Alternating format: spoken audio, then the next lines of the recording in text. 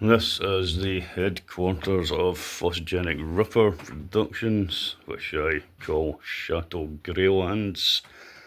So in here we have a computer network. So this is the device here, this Windovo that stores the backups. And here are some plattered drives with backups on them. Musical instruments and spare parts, pedals, bits of things. This is a Roland Juno 6 classic synth. I'm reading this at the moment. It's a book about the cult of the dead cow, one of the early hacker associations.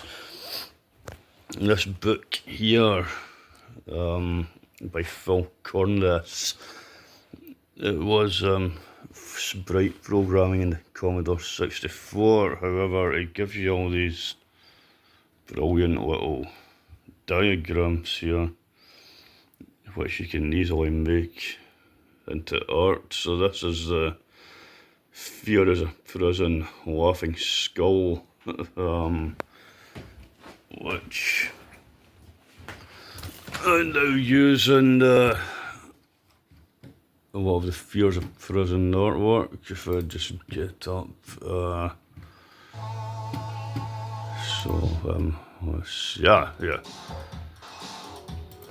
So there we have the same laughing skull. So I always give a shout to Phil Corness every time I use it. Try to give a shout to everyone who unwittingly collaborates and fears a prison with us. So this here, Fears a Prison is basically kind of mythology about a dystopian future run by soulless humans and machines. And there you can see the model that was used in that picture. It's actually just the torso of an old tailor's dummy. But once you put some glitch effects and some assembly code over it, it looks very kind of future machine-like. I've got her all kind of dressed up like a cop to give that idea of an oppressive society. That's a lodger. That does, if I can just get it without the reflection, that's the model's name's Melissa. That is the cover art for the very first Moonstruck CD that I made.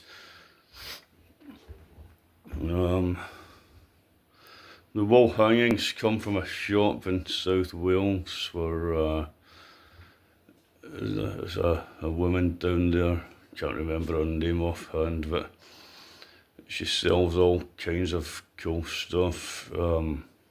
It's in this White Swan Court in Monmouth. And that does that cactus plant. I've had that for 40 years. One of my old primary school teachers gave it to me.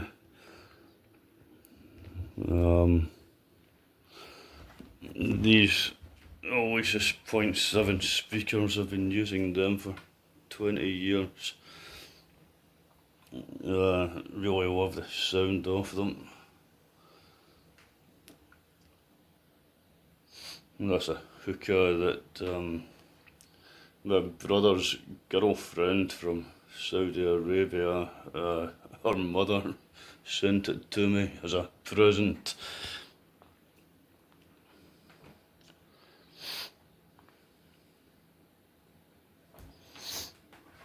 So these PCs here.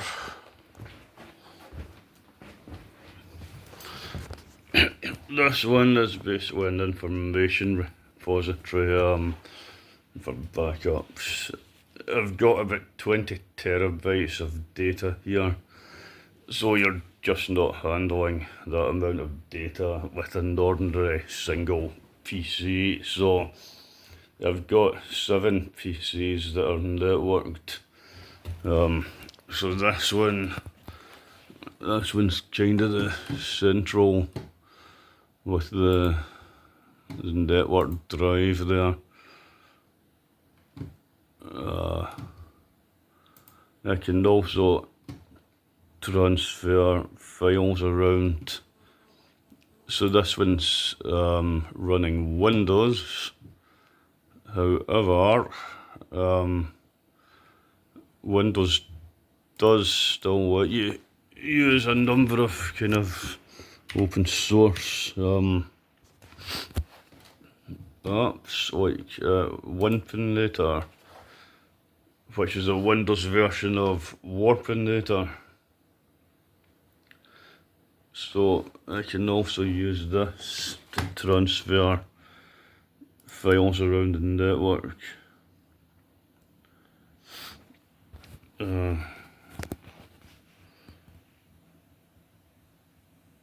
So there you are, that's the 2 computers connected now. You can see there's your IP address, which will be different to that one.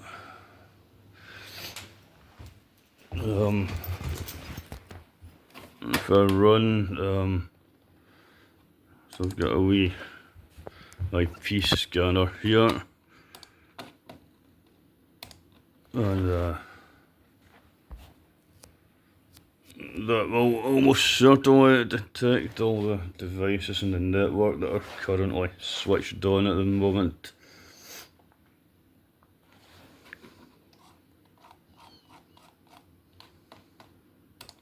There you go, scanning done. So yeah, Luxor, that's a television. Matrix, that's this computer here. And Melissa, that's this one next door to it. So this lets me run, these are all Linux Mint, which is it's a Linux distro that's really easy to use and install, and anyone who can handle Windows will be able to run that with no problems. I'm not one of these OS snobs who deliberately likes to have the most difficult OS to install possible. I like to be up and running quickly, easily, with no fuss. Now, this computer here with the Windows on it, this runs the bespoke audio hardware. Some of the old devices I've got do not talk nicely to Linux still, although it is getting a lot better than it used to be. But this Reaper, this contains basically all the, I'll just put one on as an example. If I go in here to effects, take out that filter, there are a crazy amount of plugins available here that does everything I'd ever need and then some. Reaper is way more versatile than Pro Tools or Cubase or the like.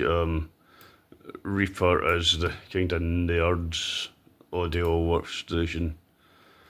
I've been involved in audio for a very long time, and I've done game sound installations, done film and TV sound installations, done all manner of music production. when I was at university, I kind of specialised into immersive audio. That's not just about technology. A lot of immersive audio is about kind of hacking the meatware, as it were. So this is where all the Phosgenic Ripper stuff happens. So we've got the Operation Discord project, another one called Dying Souls, one called Popping Cherries, Moonstruck, Fear is a Prison. This is where it all gets put together.